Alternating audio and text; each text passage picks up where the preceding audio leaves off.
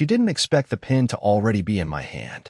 She hadn't even sat down fully when I slid the papers toward her across the coffee table. And the look on her face, that twitch in her left cheek, that was the moment everything changed. Not when she asked for a divorce, but when she realized I wanted it more than she did. Let's rewind. That morning, she walked in like someone delivering a weather alert. Purse still on her shoulder, sunglasses in her hair, she said, "We need to talk." Classic. The phrase every spouse fears, unless, like me, you've rehearsed that scene in your mind for months. I was calm. Too calm. Maybe suspiciously calm. She must have thought I'd cry or beg or ask if there was someone else. But instead, I pulled out a folder I'd prepped weeks ago. Clean copy. No creases. My signature already on the dotted line. "I figured this was coming," I said. She blinked. "What is this?" "You said you wanted to talk. I figured we might as well make it official." Her mouth opened, but nothing came out. It was the first time in years I'd seen her caught off guard. And that made something inside me, something tired, something small, sit up and smile for the first time in a long time. She sat down slowly, like her body was trying to delay whatever was happening. Now, here's the part no one talks about. When someone leaves you, they expect to be the main character in your tragedy. They want the drama, the tears, the pleading. It makes them feel needed, powerful. But when I took that from her, when I gave her exactly what she claimed she wanted, without a fight, the whole script collapsed. And for good reason. Because Mel had no idea that while she was busy sneaking around with a man named Caleb, yes, I knew, I'd been preparing my own exit. Quietly. Legally. Strategically. She hadn't noticed the financial accounts I separated. The quiet withdrawal from the joint savings. The fact that I hadn't mentioned my work bonus for 2 years. She didn't see the lawyer's card in my sock drawer. She didn't realize I'd already spoken to her sister, or her best friend, or even her boss. You don't stay married to someone for 16 years and not learn how they move. So when she leaned forward and whispered, "Wait, Curtis, can we talk first before we do this?" I shook my head and said, "We're already doing it." Because she asked for the end. But I was already halfway out the door. She kept glancing at the papers like they might rewrite themselves. Like maybe if she stared long enough, my signature would vanish, and the whole moment would turn back into the fantasy she'd built in her head. The fantasy where she'd break my heart gently, where I'd sob and plead and cling to her like a lost puppy, giving her just enough pity to feel noble about walking away. But that wasn't what she got. Instead, she was sitting on the couch, gripping a divorce agreement she didn't write, that was already legally reviewed, and that carried no trace of the man she thought I still was. The silence between us wasn't awkward. It was surgical, clean, cold. Her breathing changed, shallow and unsure. I watched it happen in real time, that flicker of uncertainty in her eyes. She looked smaller suddenly, like someone who realized the parachute she packed might have been for someone else's fall, not hers. "You're really okay with this?" she finally asked, trying to read my face like it might offer her a last-minute clue. I nodded slowly. "I'm better than okay with it." That's when she stood up and started pacing. That's when the mask began to slip. I just thought, we could talk things through first. I didn't say we had to divorce. I meant maybe we should, I don't know, take a step back. Think. Reevaluate.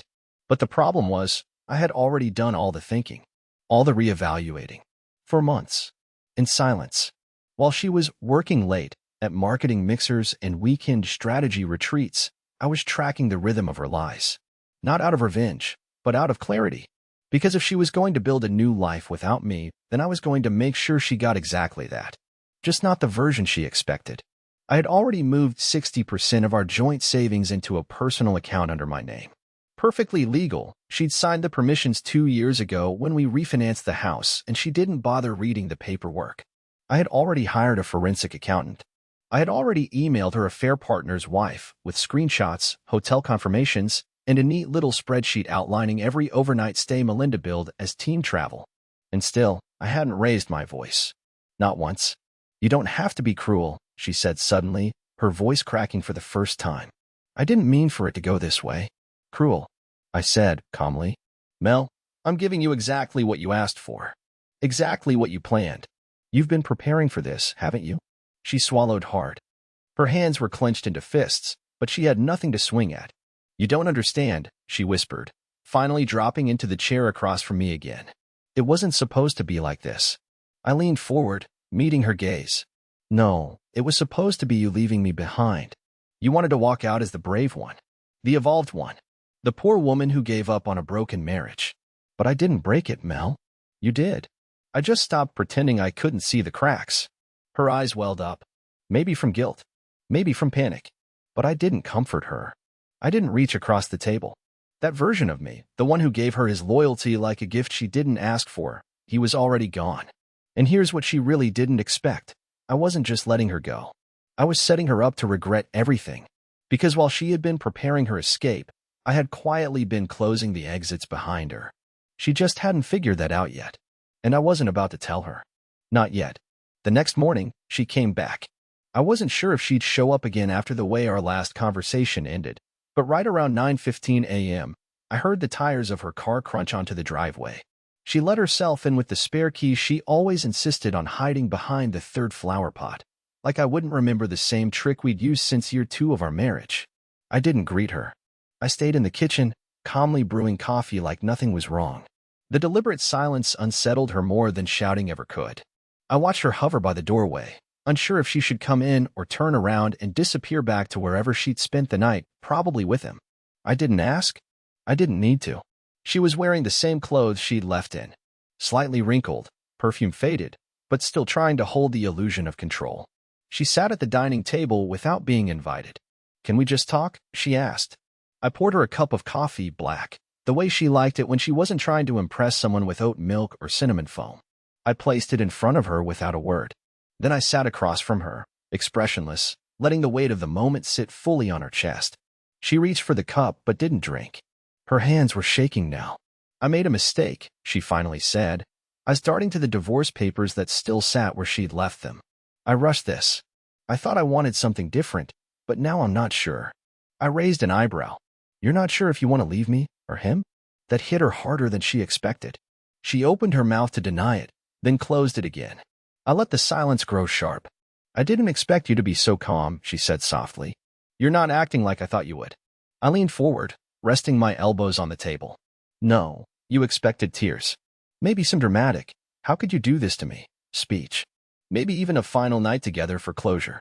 But Mel, I stopped being in love with you the day I realized I wasn't your husband anymore. I was your placeholder." She flinched. "That's not fair." "No," I said. "What's not fair is giving 16 years of your life to someone who stopped choosing you a long time ago. What's not fair is coming home to a woman who lies more through silence than speech. What's not fair is how easily you made me invisible." She looked down, her eyes glossy now, but no tears fell. Not yet. She still believed there was something to salvage, and that's exactly why I stayed quiet about what was coming next. Because this wasn't about catching her in the act anymore. This was about holding up a mirror she couldn't look away from.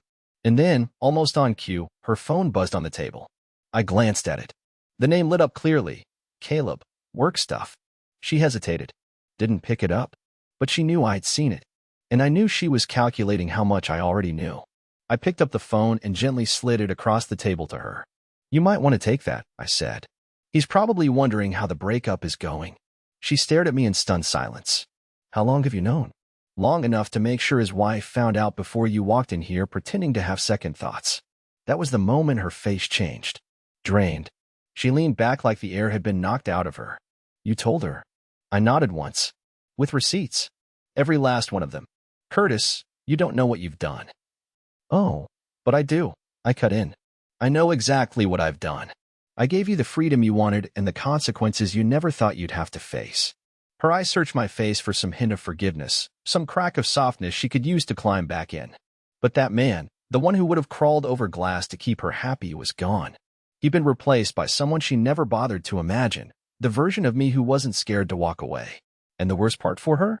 She still thought she had control. 2 days after that conversation, Melinda stopped showing up. Not a text, not a call, just gone. I wasn't surprised. That's her signature move. Disappear when things get hard and wait for someone else to clean up the mess. For 16 years, that someone was me. But this time, she had to deal with the wreckage alone. And wreckage was exactly what she'd walked into. I already knew what was happening before she did. I'd received a message from Caleb's wife, Marissa, the morning after I sent her everything. She had thanked me, not dramatically, not emotionally, just cold and short. "Appreciate the honesty. Don't worry, I'll handle it from here. That was the only warning shot. The rest unraveled fast. See, Caleb wasn't just a random coworker. He was Mel's direct supervisor, and also the golden boy of their company. Married, 2 kids, squeaky clean image, church-going, Christmas card sending type. The emails I'd gathered showed company-funded hotel stays, calendar overlaps disguised as conferences, and flirtatious messages sent on office accounts. I didn't leak them. I didn't have to. Marissa did. Within 48 hours, HR was involved. Melinda was put on administrative leave while an internal investigation launched. Caleb was removed from all major projects. Mel must have thought she could ride it out, charm her way back into favor, play the misunderstood woman who got caught up in a mistake. But here's where it gets poetic. She had burned too many bridges. Apparently, she'd stepped on more people than I knew. The same coworkers she gossiped about were the ones sending anonymous tips to HR, screenshots, timelines, whispers. Her shiny, curated image collapsed like it had never been real, and honestly, maybe it never was.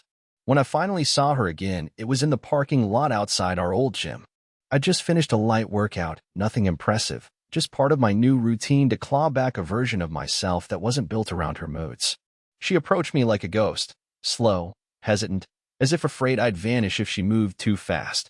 She looked off. Hair unbrushed, no makeup, oversized hoodie I hadn't seen in years. No designer bag. No radiant confidence. Just someone who'd been running damage control all day and had nothing left in the tank. "Can we talk?" she asked, her voice thinner than usual. I stood still. "Talk about what?" She sighed. "Everything's falling apart. I'm suspended. Caleb's not speaking to me." His wife told everyone. "My inbox is full of HR requests. I didn't expect it to go this far." "You thought you'd have an affair with your boss and keep your job?" She looked away. It wasn't just an affair. It was more complicated. I actually laughed, not a mean, loud laugh, just a breathy, broken chuckle. "No, Mel. It was exactly as simple as it looked. You got bored of me. You wanted something more exciting. You found it. And now it's burning you alive." Tears filled her eyes, but she didn't cry. She still wanted to maintain some dignity, even though she had already lost the war. I thought maybe we could reset. Start over. Not right away, but maybe eventually. That's when I realized how badly she had misread me. She still thought I was holding a candle. Still thought I'd give in if she just sounded sad enough. She didn't understand that I had already done my grieving. Quietly. Alone. Long before she ever asked for that divorce. "I'm not your reset button, Mel," I said. "I was your husband. You broke that. You can't just reboot me like a phone." She sniffed, wrapping her arms around herself. "I don't know what to do anymore." I shrugged. "Figure it out." Just like I had to. I left her standing there in the parking lot, staring after me like she'd just seen something slip through her fingers that she thought she'd always be able to reach for. She thought the divorce was the end of me, but it turned out it was the beginning, and she wasn't part of the story anymore. For the first time in years, I stopped waking up to a pit in my stomach. I wasn't staring at the ceiling wondering what mood she'd be in. I wasn't rehearsing every word of small talk to avoid triggering her cold shoulder. I wasn't afraid of my own house anymore. And the funny thing? All it took was losing her to finally feel like I'd come home. I moved my things out of our house 2 weeks after the parking lot conversation. She tried texting a few times after that. One of them was a photo of an old framed picture of us on vacation in Seattle, followed by, "Remember this day? We were so happy." But I didn't answer. I knew what that was, nostalgia repackaged as regret. She wasn't missing me. She was missing the safety net I'd always provided. The steady hand. The clean laundry. The bills that got paid on time. The man who stayed quiet while she burned bridges she expected him to rebuild. But I wasn't that man anymore. I didn't move far, just across town. A small but warm apartment above a bookstore I used to pass on my walks to the grocery store. The landlord was a retired teacher named Walter who gave me a break on the deposit just because I seemed like I needed a fresh start. That was the first time in months someone had looked at me and seen more than just the guy who got left behind. I started doing things I hadn't done in years. Simple stuff. I went to the movies by myself. I joined a local trivia night at a brewery and got a stupid team name called Control-Alt-Delete. I took long walks with no destination.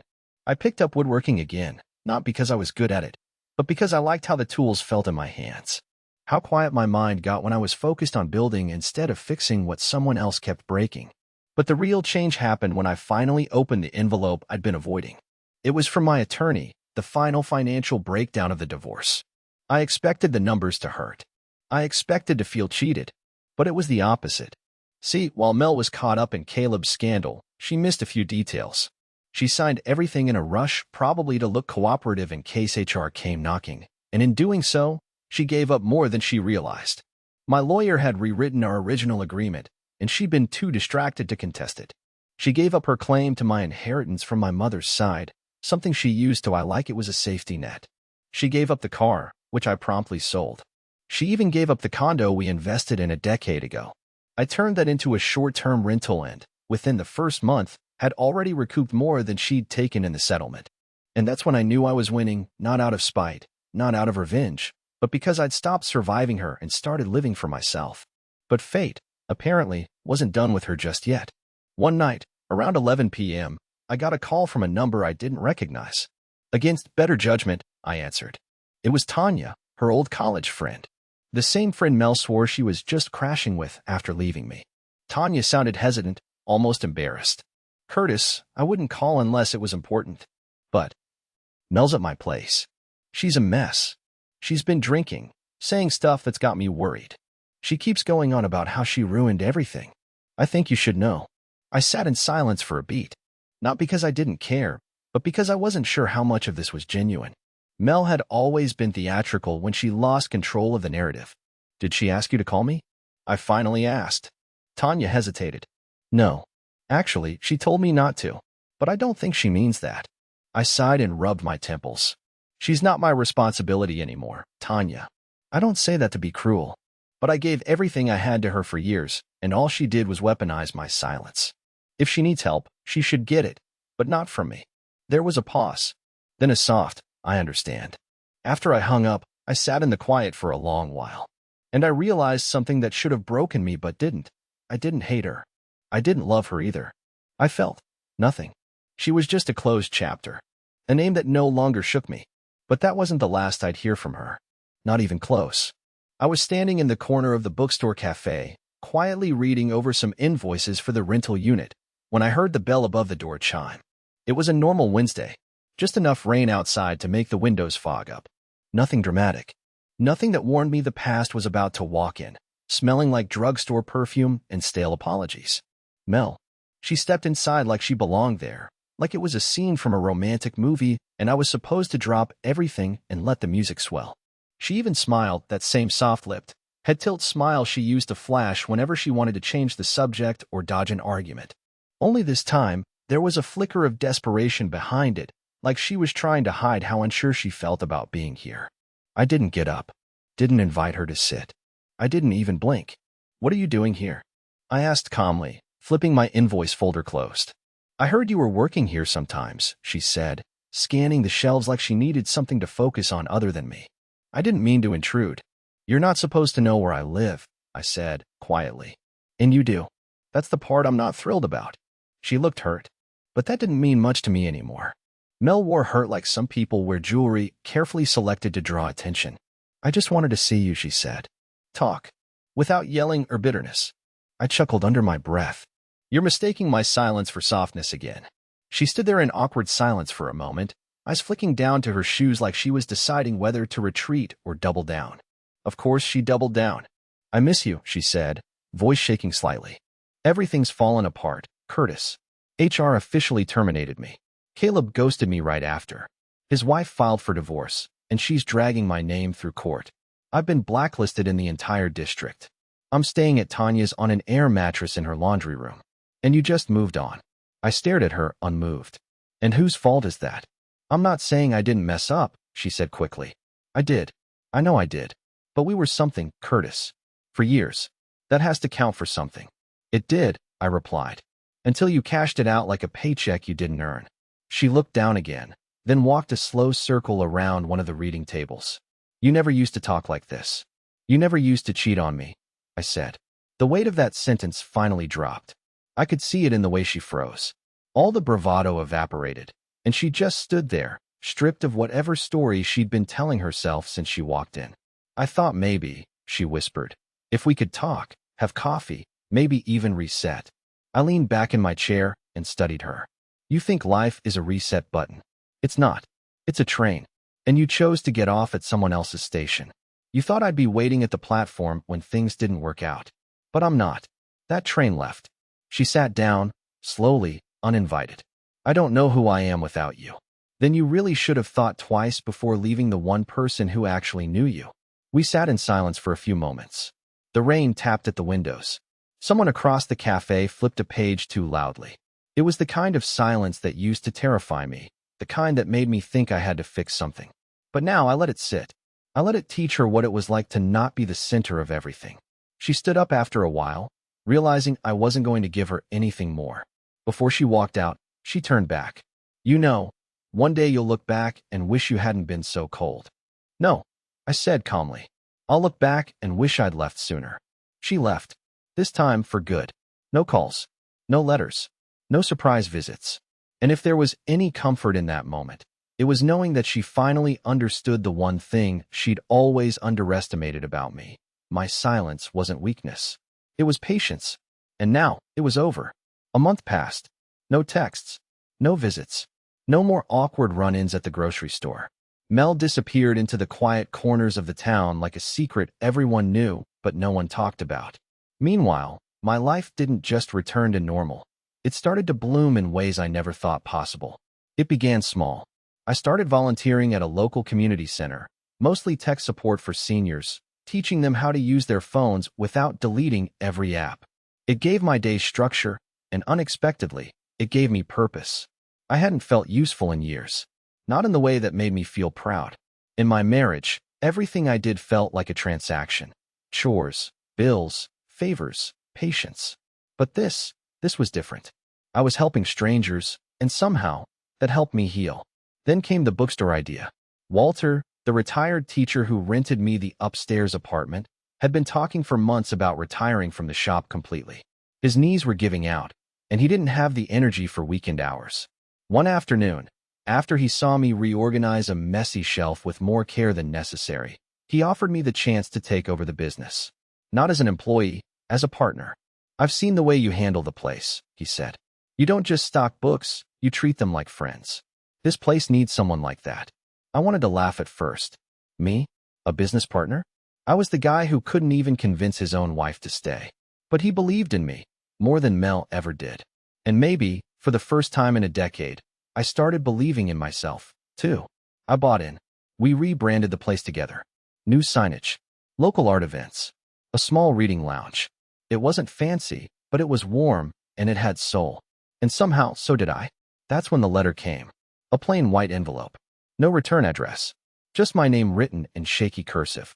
Inside was a folded note. No dramatic introduction, no signature, but I knew it was from Mel. It read, "You were always better than I deserved. I didn't see it when I should have. I thought you were holding me back, but it turns out I was the one standing in your way. I walked away thinking I'd be free. But now I see, you were the only real thing in my life. I hope you're happy. Truly." I sat with that letter for a long time. Not out of sadness. Not even anger. Just a strange kind of peace. It wasn't closure. I didn't need that anymore. But it was confirmation. Proof that she finally saw what she threw away. A week later, Tanya stopped by the shop. I hadn't seen her since that midnight phone call. She browsed for a bit, then walked up to the counter with a worn copy of The Alchemist. She told me she sent a letter, Tanya said, eyes scanning me carefully. I wasn't sure if you'd even read it. I did. And I'm glad she wrote it. But it doesn't change anything. Tanya nodded slowly.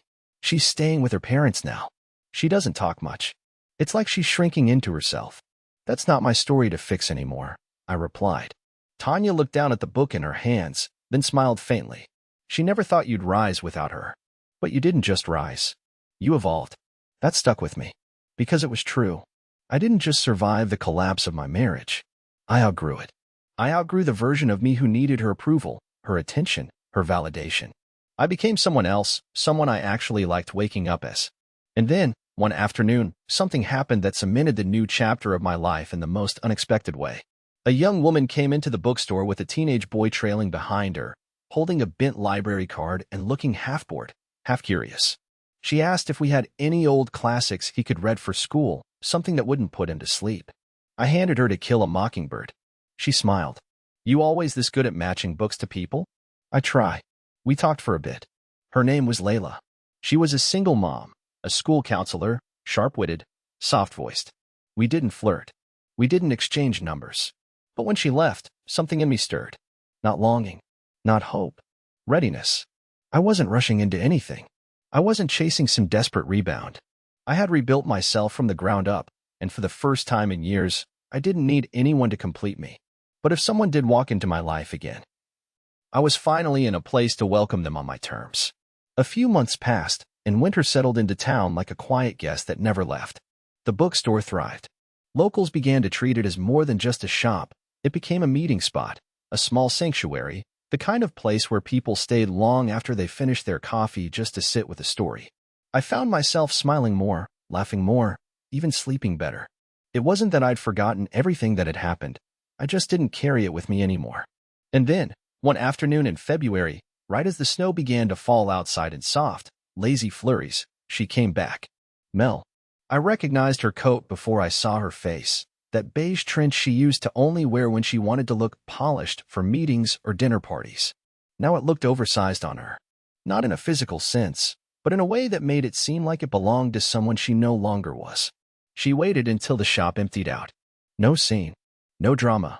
Just her, standing at the edge of the counter like someone returning to a house they once lived in. "Do you have a second?" she asked quietly. I closed the register. "Sure. I don't want to take up much of your time," she said, carefully. I've been thinking about how we left things. I know there's no going back. I know I destroyed what we had. But I realized something, and I needed to say it out loud, even if you don't care to hear it. I waited. I spent years thinking you were small, safe, predictable. But I was wrong. You were steady. You were solid. I confused quiet love with weakness because I didn't know how to sit still with someone who wasn't performing. You didn't hold me back, Curtis. I held myself back by not seeing the value in what I had. She looked up at me, her eyes a little glassy, but her voice steady. "I hope you're happy. I really do. And I hope you meet someone who doesn't make the same mistake I did." I nodded slowly. "Thank you." She blinked, like she hadn't expected me to respond with kindness. And then I said, "You're right. There's no going back. But that doesn't mean I wish you harm. I hope you find whatever peace you've been chasing." She nodded. "That means more than you know." And then she left. No final plea. No second chance request. Just a goodbye that actually felt real. 2 weeks later, Layla came back into the bookstore. This time, alone. She brought a pie from a local bakery, claiming it was a thank you for the perfect book recommendation. We talked for nearly an hour. She asked about the store, my story, my past, and I told her the parts that mattered, the parts that shaped me but didn't define me. I didn't mention Mel. Not because I was hiding her, but because she didn't belong in this new chapter anymore. By spring, Layla and I were spending time together regularly. No pressure. No illusions. Just two people who had learned the hard way what it meant to be overlooked and were finally seeing each other clearly. And me? I wasn't the man I used to be. I wasn't bitter. I wasn't broken. I was free. Not because she left, but because I finally let go. So if anyone's reading this, stuck in the thick of heartbreak, wondering if they'll ever climb out of it, I'll say this: you will. Maybe not all at once. Maybe not in the way you imagine. But one day, you'll wake up, stretch your arms, sip your coffee, and realize you're no longer surviving. You're living. And that's when you'll know it's finally over. And it's finally beginning.